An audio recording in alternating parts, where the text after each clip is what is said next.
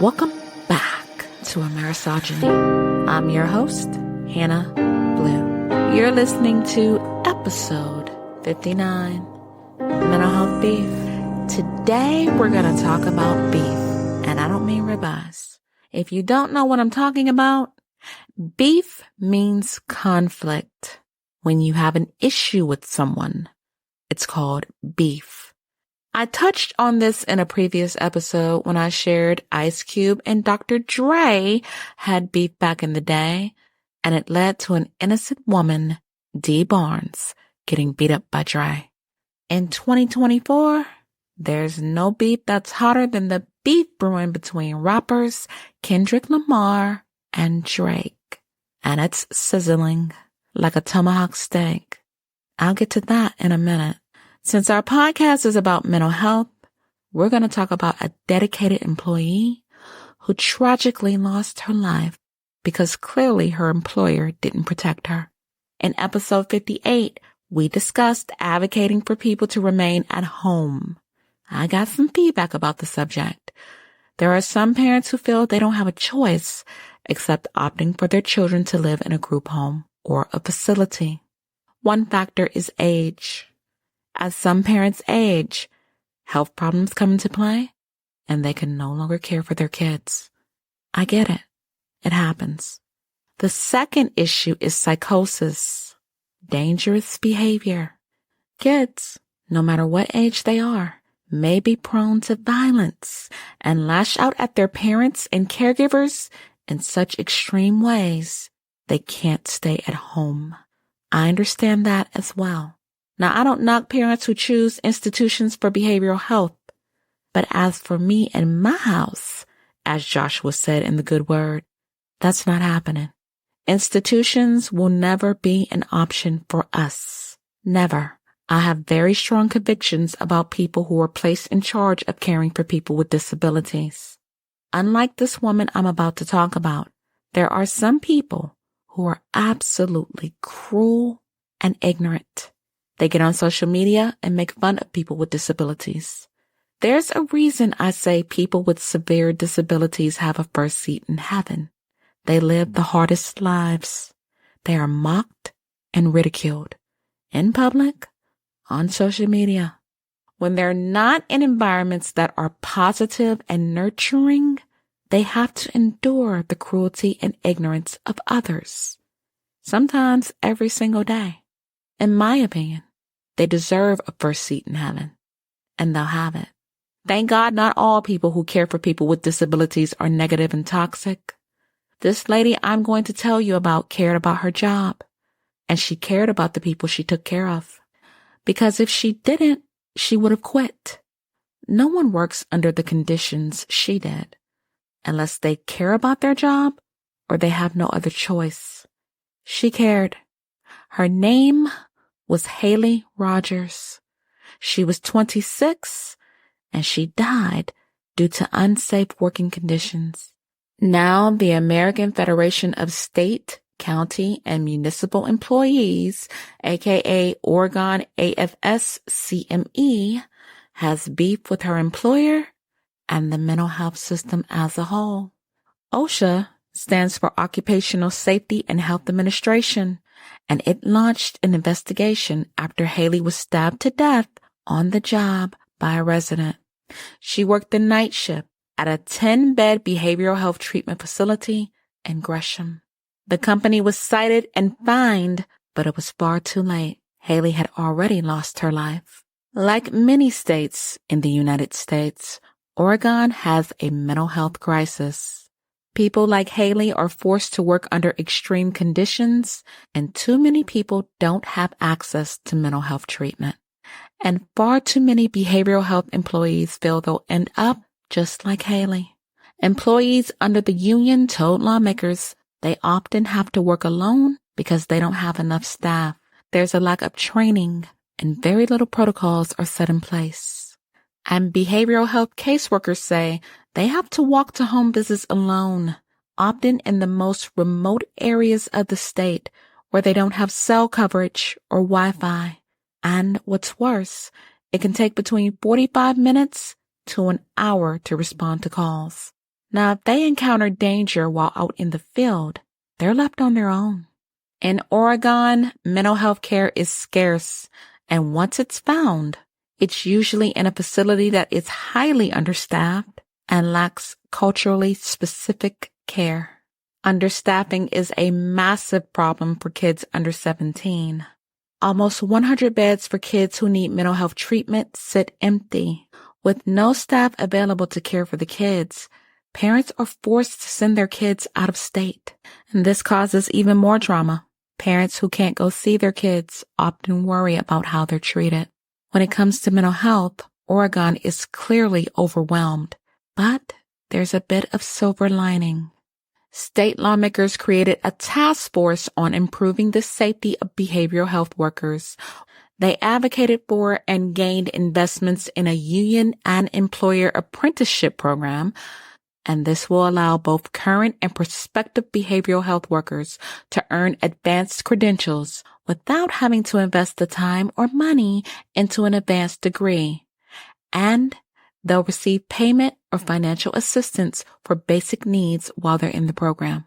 This innovative approach brings in new federal dollars to help expand the worker pipeline in Oregon by hundreds of people.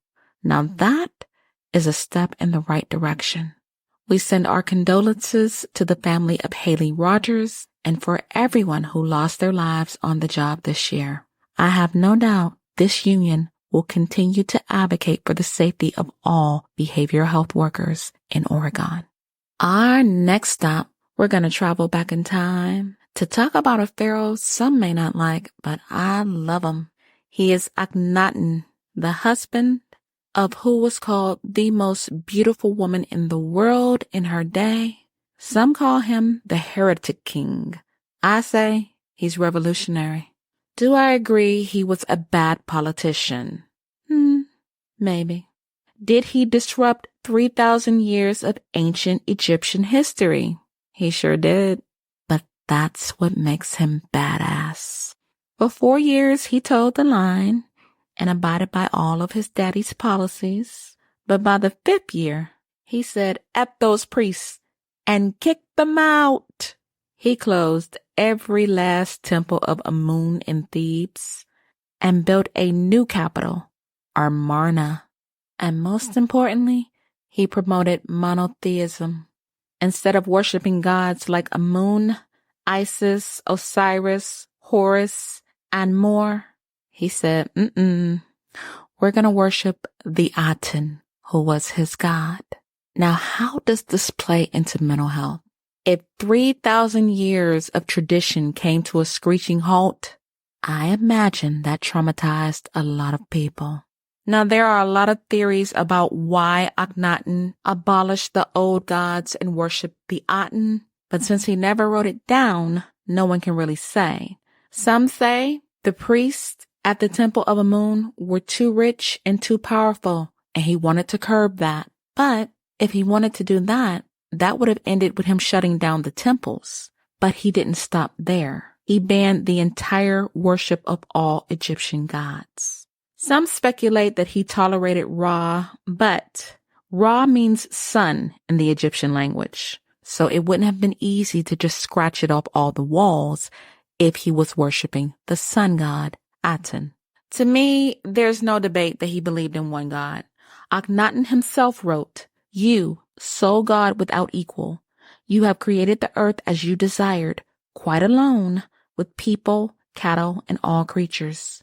You are unique when you have risen in all your manifestations as the living Aten, who shines and gleams, distances himself, and comes near. You create millions of forms from yourself alone." The Aten was repeatedly mentioned as the creator of all things, and in one of the tombs in Amarna, inscriptions read, "There is no other but him." Every inscription that said gods, he had crossed out. And after year 5 of his reign, no plural form of gods was ever written. Now, I don't agree that he was Moses or a mentor of Moses, as some believe. There's not a shred of evidence to prove it. Now, some in the academic community believe that Amenhotep III had already begun worshiping Aten when he was in charge, and Akhenaten was just following in his daddy's footsteps. And some believe Amenhotep III believed he and the Aten were one and the same. But here's the issue with that. Amenhotep was considered a good king. He didn't get canceled like Akhenaten. So if he started the Aten cult, he would have been canceled too. But instead, Akhenaten, Nefertiti, and his son Tutankhamun received the blame. And we have to take into consideration, Amenhotep III didn't get rid of the other gods. His son, Akhenaten, did that and more. He also moved the capital and closed its borders. In a previous episode, I talked about Kim Jong-un or Un. I really don't care how you say his name because he's a dictator. How he closed his borders and brought an economic crisis to his people in North Korea. Well, Akhenaten did the same thing. In a time of possible economic and foreign crisis, Akhenaten removed the very thing people could have turned to cope. How his people worshipped. He took away their gods and replaced them with one, the Aten. He even had people change their names. Royal decrees were sent out, telling people who bore names compounded with Amun to change them as he had done with his own birth name. Here's what I find strange about Akhenaten. He said that only he could speak to his God, and that all other Egyptians had to go through him as an intermediary rather than the priests. Akhenaten promoted himself as the only child of Aten and ignored everybody else. Despite him praising the Aten for being the reason for the man's seed and the child in the woman's womb. From his perspective, Aten created all life, but only gave notice to the pharaoh. As a result, Egyptians couldn't even pray to the Aten, who had been forced on them. Some said this was the ultimate sign of disrespect to Mot, and if Egyptians denied the gods, even at the order of the pharaoh, they were doomed. As far as Akhenaten's family, that was the truth. To this day, the tomb of Nefertiti has never been found. And although an intact tomb of Tutankhamun's was found and later mutilated, that's a story for another day. His wife, the daughter of Nefertiti, Akhenaten, has never been found. Akhenaten's reign even affected how the Egyptians buried their dead. Now, if you're a fan of ancient Egypt like me, you know the afterlife was very important to ancient Egyptians. It was almost as important as living. Well, Akhenaten got rid of Osiris. No longer was he the judge of the dead. Instead, Akhenaten replaced himself and Aten to judge the fate of the souls of Egypt. This was the first time a pharaoh had been bold enough to claim this right. One man changed the fate of millions of people, and it had lasting effects. Let's think about this. Nefertiti was once the most powerful woman in the world, and her body, her tomb, has never been found. Think of the hatred people had for Akhenaten, his wife, and his lineage. Now, years ago, Zawi Hawass came out and said that King Tutankhamun had died from infection. Some don't believe that Tut was murdered, but here's the thing. How did he get the injury? Think about it.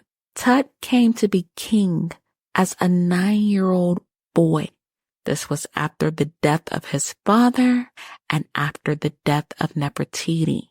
Do you really think the priests that Nefertiti reinstated weren't in this little boy's ear? He died as Tutankhamun, not Tutankaten as his father would have wanted. Tut tried to restore the order his father dismantled, and in the end, it wasn't enough. Tut and his wife Akhenaten had 2 infant daughters. They died when they were babies, so there was no one to carry on his lineage. His wife, Akhenaten, wrote a strange letter trying to secure a foreign enemy because she herself wrote she didn't want to marry a servant. And this was I, But I believe Akhenaten was forced to marry I, and I got rid of her. Now you might ask yourself, if Akhenaten uprooted Egypt, what's so likable about him? I like him because he was a realist, and he didn't go along to get along. I respect that. On the walls of Amarna, he's shown spending time with Nefertiti and his daughters, and he's even shown holding his babies. Never before had that been done. The pharaoh had always been represented as a masculine, powerful, godlike being, and they didn't kiss babies. They weren't shown as sensitive, but that's exactly how Akhenaten depicted himself. There are so many psychological factors that go on with Akhenaten and his family that have yet to be explored. Nefertiti bore him 6 daughters, but she wasn't the mother of King Tutankhamun. How did she feel with her husband having a son with another woman? There is no evidence that Akhenaten wrote anything about the loss of her daughters, but if she wrote a letter trying to secure another man to replace Tut, wouldn't she write about the loss of her babies? And how did Tut feel when his daughters died? Did he think he was being cursed due to what his father did? So many avenues that have yet to be explored. And how Nefertiti relates to Amerisogyny? Who's to say she wasn't pharaoh after Akhenaten died? We already knew what men thought about Hatshepsut being a female pharaoh, and people were already upset with Nefertiti due to her radical ways. Is it possible her tomb was desecrated and sealed off so that no one would ever know she had been pharaoh? For the ancient Egyptians, it could have been a final slap in their faces after taking away their gods, even though Nefertiti tried to undo what Akhenaten had done before she died. And who's to say someone didn't kill Nefertiti? So many amazing questions that may never be answered. And for now, like Akhenaten, we're going to put this subject to rest and move on to our final stop. Social media. Well, kittens, let's get into the Kendrick Lamar versus Drake beef, shall we? Kendrick Lamar and Drake have dropped a series of diss tracks against each other, and in my opinion, there's only one clear winner. Now, at one point, the rappers got along, but that didn't last. So how did the beef start? Well, some people speculate it happened in 2023 after Drake and J. Cole dropped a song called First Person Shooter. And on the track, Cole called himself Drake and Kendrick Rap's Big Three. But Kendrick wasn't feeling it and he wasn't having it. So when he was featured on Future and Metro Boomin's Like That, he said, "There is no Big Three. It's just Big Me."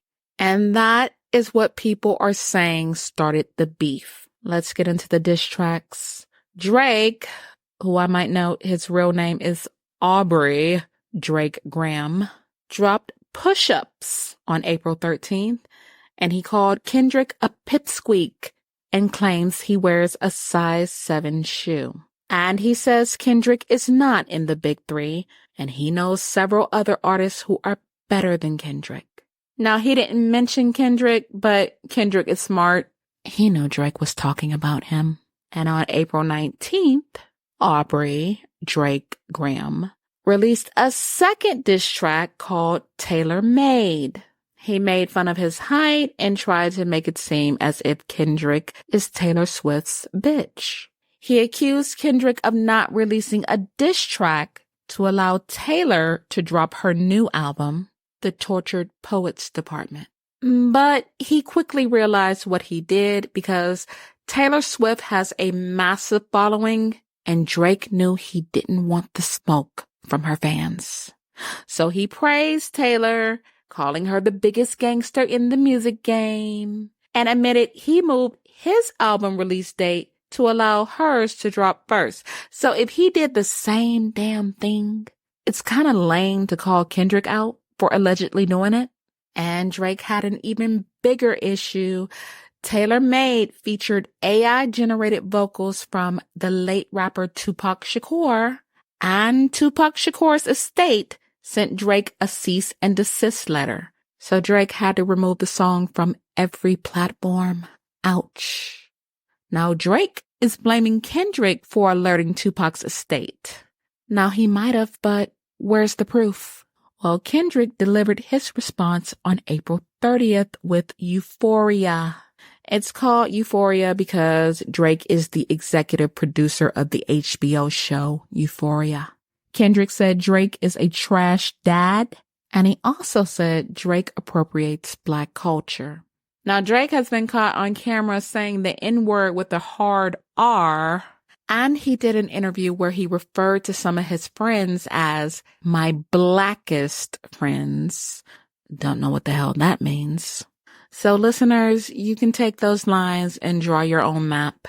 Kendrick also dropped 616, and he claimed people who work for Drake's record label and clothing company secretly dislike Drake and may be working for Kendrick behind his back. Well, Drake came back with Family Matters, and he alleges that one of Kendrick's kids with his longtime girlfriend Whitney Alford isn't his child, and the father is his manager, Dave Free. He also said that Kendrick pays for sex. Now, the both of them have accused each other of doing this, but Drake wasn't done. He also made a snarky remark about The Weeknd and brought in Rick Ross, saying that Ozempic gave him a side effect of jealousy. Well, Kendrick wasn't done either. He came back with Meet the Grams, alleging that Drake has a secret daughter who is 11 years old. But the kick in the teeth came from Kendrick's Not Like Us. In this track, he accuses Drake of being a pedophile. Drake followed up with The Heart Part 6, but I'll tell you this, once you're accused of being a pedophile, it's kind of hard to come back from that. Here's what's strange to me. Drake claims that his team planted fake stories about an 11-year-old daughter just to see if Kendrick would take the bait. Now, I don't know about you, but that sounds fishy to me because who plants a story of that magnitude just to see if someone is going to take it and run with it? He is also denying that he has ever engaged in inappropriate conduct with a minor. Drake said, "I never been with no one underage, but now I understand why this the angle that you really mess with." He also says he would have been arrested if the allegations were true. Not necessarily. There's a lot of pedophiles walking around the music industry, and I'm not saying that Drake is one of them, but here's what's fishy to me. According to media, Drake claims he's never touched Stranger Things actress Millie Bobby Brown. However, Kendrick Lamar never mentioned Millie Bobby Brown. So why would Drake? Yeah. Now, people were giving Drake the side eye when he admitted he had been texting Millie Bobby Brown, who was 14 at the time. Drake was in his 30s as he is now. And my question is, what does a 30-something-year-old man have to talk about with a 14-year-old child? Millie Bobby Brown told Access Hollywood, "I love him. I met him in Australia, and honestly, it's so fantastic." She went on to say, "He's a great friend and a great role model. We text. We just texted each other the other day. He was like, 'I miss you so much.' And I was like, 'I miss you more.' He's coming to Atlanta, so I'm going to go see him. I'm so excited." When she was asked what they talk about, she shared that he gave her advice about boys. Again, this is a 30-something-year-old man texting a 14-year-old girl and talking to her about boys. He is not her relative. He is not a family friend that she's known for years. I don't know about you, but I'm not comfortable with that. And apparently, I'm not the only one. These comments are on Reddit. Texting "I miss you so much" to a 14-year-old as a 30-year-old man. Another, giving advice to random children from experience. is one of the most common excuses predators use to justify why they are even talking to the child in the first place. And another wrote, "It's crazy that people haven't been paying attention like this. I dropped Drake when I first saw this interview. So is Drake a pedophile? At this time, we don't know. But a man in his 30s texting a 14-year-old girl he misses her. Something's not right about that. And if children are being sexually abused, that is right up Amerisogony's alley. I firmly believe if something was done in the dark, it's gonna come to light. So we'll just have to wait and see how this unfolds." Well, people, we've talked about beef in Oregon, beef in ancient Egypt, and beef in the heart of social media. Whether you're a fan of Kendrick Lamar or Drake, you gotta admit, both men know how to go for the jugular. And with that, I'm out of time. If you learned anything from this episode, feel free to follow me on Podbean, Samsung, Spotify, YouTube Music, iHeartRadio, Apple Podcasts, and more. The weekend is coming up, my dears, so I want you to be good to yourselves. Be easy. Take care of yourselves. Have a good weekend.